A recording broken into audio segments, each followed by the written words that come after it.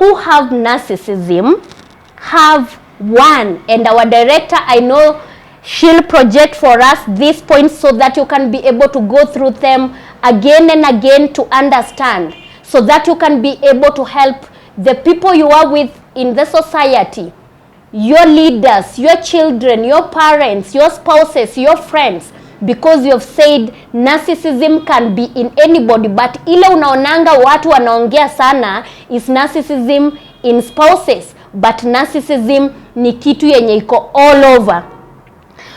Narcissistic people, one of their greatest weakness or one sign of a narcissistic person is sense of entitlement. These people believe that they're entitled to you loving them, you bowing to them, you have to obey you have to obey their wishes, but the same rule does not apply to them.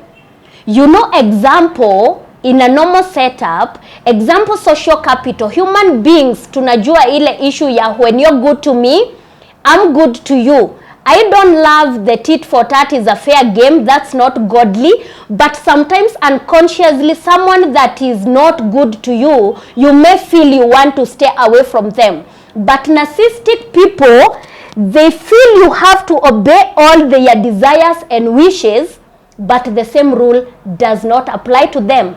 That is entitlement, and it is one sign of narcissism. 2, narcissistic people are very manipulative. They have manipulative behaviors. Narcissistic people are charming. They love bombard you. Example, if you are in a love relationship, they'll give you gifts. They'll show you fake affection. But the ultimate goal is that their own needs will always come first. Most of the time when you see them showing love and affection, they want to win you over. But the moment they realize they have captured you, now they bring their demands, because ultimately life revolves around them. The third sign of a narcissistic person is need for admiration. Narcissistic people feed on validation. Most of the time they'll even exaggerate their accomplishment for them to be recognized. And feeling appreciated always boosts their ego. One, is always good to be very grateful to people who have done something good to us. But when you are showing gratitude to someone who has narcissistic personality disorder, it will never be enough. The more you say thank you, the more they want more, until unashindwa what kind of thank you will you say for them to be satisfied. But it is because they have that need for admiration. The fourth sign of narcissism is lack of empathy.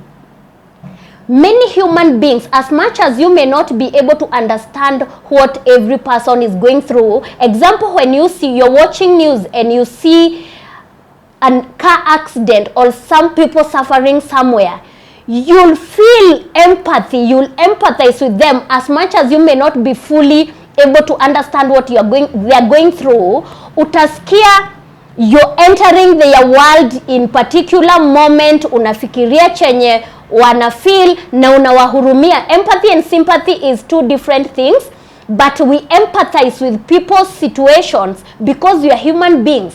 But narcissistic people lack empathy. Hata ukalia, hata umweleze what you are going through, they cannot be able to comprehend it. Example, if you have a narcissistic boss na umwambie ulikuwa mgonjwa, they'll always think you are faking it. They'll always think you're lying, or they'll say uko usikie uchungu sana, it's not that painful. They cannot be able to comprehend or even to understand what other people are going through. The fifth sign of narcissism is arrogance.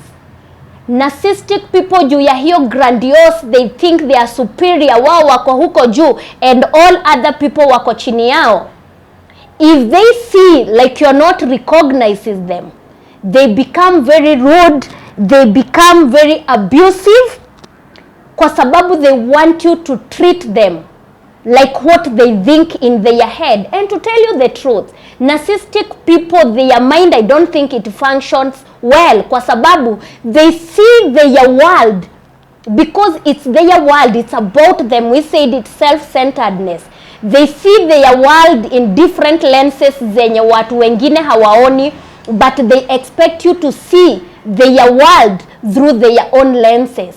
And it is quite a sad situation if you find yourself with a narcissist.